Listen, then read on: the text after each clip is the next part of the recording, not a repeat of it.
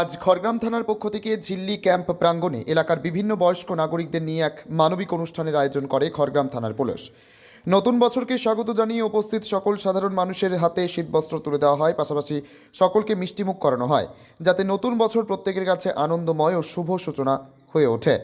Police সূত্রে জানা যায়, এই উদ্যোগের মূল লক্ষ্য প্রত্যন্ত গ্রামগুলি সহ সমাজের প্রতিটি মানুষের কাছে সহমর্মিতা, সহযোগিতা ও মানবতার বার্তা পৌঁছে দেওয়া, সাথে সারা বছর সকলের জীবন সুস্থ, শান্তিময়, নিরাপদ ও আনন্দে ভরে উঠুক।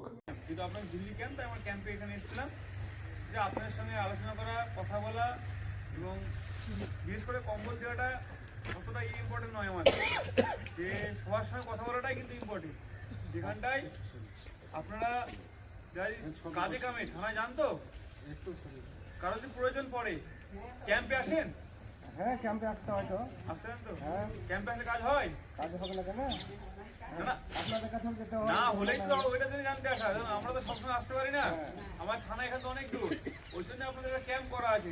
ফলো করুন আমাদের ফেসবুক পেজ, সাবস্ক্রাইব করুন আমাদের ইউটিউব চ্যানেল।